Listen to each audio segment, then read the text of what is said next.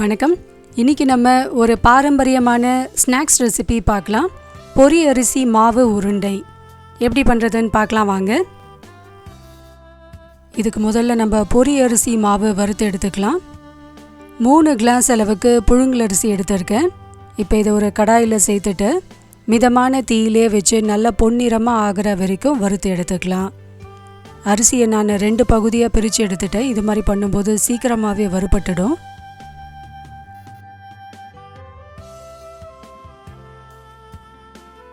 அரிசி நல்லா வறுபட்டுடுச்சு. இந்த அளவுக்கு நல்லா பொன்னிறமாக மாறி வரணும்.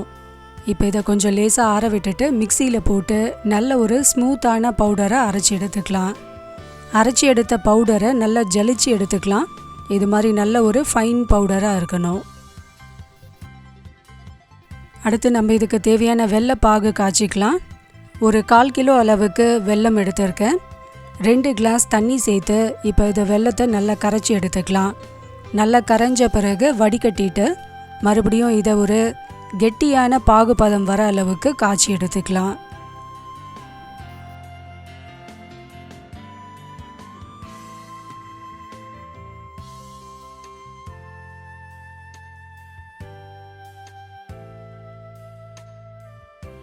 பாகு நல்லா கொதிக்கட்டும். அதுக்குள்ளே நம்ம மாவு கலந்து எடுத்துக்கலாம். நம்ம வறுத்து வச்சுருக்க பொரி அரிசி மாவில் நமக்கு தேவையான அளவு வேர்க்கடலை, உடைச்ச கடலை, இது அளவுகள் எதுவும் கிடையாது. நமக்கு எவ்வளவு தேவையோ அந்த அளவுக்கு கலந்துக்கலாம். 1/2 ஸ்பூன் அளவுக்கு ஏலக்காய் தூளையும் இது கூட சேர்த்து நல்லா கலந்து வச்சுக்கலாம். 1 ஆழாக்கு அளவுக்கு அரிசி மாவை தனியாக எடுத்து வச்சுக்கலாம். ஏன்னா நம்ம உருண்டை பிடிக்கும் போது தொட்டு உருண்டை பிடிக்கிறதுக்கு மாவு தேவைப்படும். அதனால் தாராளமாக கொஞ்சம் 1 கிளாஸ் அளவுக்கு பொரி அரிசி மாவை தனியாக எடுத்து வச்சுட்டு மிச்சம் மாவில் இந்த வேர்க்கடலெல்லாம் கலந்து எடுத்துக்கலாம். இப்போது பாகு செக் பண்ணிக்கலாம். இந்த அளவுக்கு கெட்டியான ஒரு பாகு இருந்தால் போதும். ரொம்ப கல் பதம் இருக்கணும்ன்ட்டு அவசியம் இல்லை. நம்ம பொரியலங்காய் உருண்டை பண்ணும்போது தான் கல் பாகு எடுக்கணும். இந்த அளவுக்கு கெட்டியாக இருந்தாலே இது போதும்.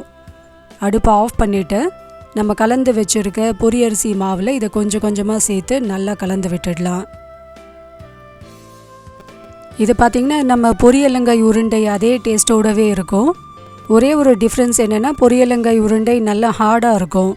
இந்த பொரி அரிசி மாவு உருண்டை சாஃப்டாக இருக்கும். அது மட்டும் தான் டிஃப்ரென்ஸ். மற்றபடி டேஸ்ட் பார்த்திங்கன்னா எல்லாமே ரெண்டும் ஒரே மாதிரி இருக்கும்.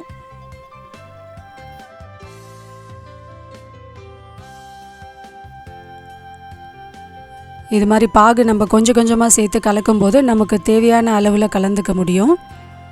ஏன்னா நம்ம பாகில் மாவு போட்டோன்னா உடனே கெட்டியாயிடும். கலர்றதுக்கு நமக்கு கஷ்டமாக இருக்கும். இது மாதிரி நம்ம அரிசி மாவில் பாகை கலந்தோன்னா ஈஸியாக இருக்கும் கலர்றதுக்கு. அதே சமயத்தில் நமக்கு தேவையான அளவும் வெள்ளைப்பாகு சேர்த்துக்க முடியும். சப்போஸ் உங்களுக்கு பாகு பத்தலைன்னா கூட பிரச்சனை இல்லை. இன்னும் கொஞ்சம் பாகு காய்ச்சி அடிஷ்னலாக நீங்கள் சேர்த்துட்டு ஒன்றா கலந்தாலும் சரியான பதத்துக்கு வரும். எல்லா பாகும் ஊற்றின பிறகு நல்லா ரெடி ஆகிடுச்சு. இப்போ இது நமக்கு தேவையான அளவுகளில் உருண்டைகள் பிடிச்சிக்கலாம். இது சூடாக இருக்குன்றதுனால நம்ம எடுத்து வச்சுருக்க அந்த பொரி அரிசி மாவை கையில் தொட்டு தொட்டு உருண்டை பிடிச்சிக்கலாம். இது மாதிரி பண்ணும்போது ஈஸியாக பிடிக்க முடியும். இந்த பொரி அரிசி மாவு உருண்டை ரொம்ப டேஸ்டியாக இருக்கும். அதே சமயத்தில் ரொம்ப ஹெல்த்தியானதும் கூட. இந்த ரெசிபியை ட்ரை பண்ணி பாருங்கள். ட்ரை பண்ணி பார்த்துட்டு உங்களோட கமெண்ட்ஸை நம்ம கூட ஷேர் பண்ணுங்கள். நம்மளோட இதே சேனலில் பொரியலங்காய் உருண்டை எப்படி பண்ணுறதுன்ற வீடியோவும் ஆல்ரெடி அப்லோட் ஆகிருக்கு. அந்த வீடியோவோட லிங்க் நான் உங்களுக்கு டிஸ்கிரிப்ஷனில் ஷேர் பண்ணுறேன். மறக்காமல் அந்த வீடியோவும் பாருங்கள். இந்த வீடியோ கண்டிப்பாக உங்களுக்கு யூஸ்ஃபுல்லாக இருந்திருக்கும்னு நினைக்கிறேன். பிடிச்சிருந்தால் லைக் பண்ணுங்கள். உங்கள் ஃப்ரெண்ட்ஸ் அண்ட் ரிலேட்டிவ்ஸ் கூட ஷேர் பண்ணுங்கள். நம்மளோட சேனலை சப்ஸ்கிரைப் பண்ணி வச்சுக்கோங்க. இதே மாதிரி வீடியோஸ் உடனுக்குடனே உங்களுக்கு அப்டேட் கிடச்சிட்டே இருக்கும். தேங்க்யூ.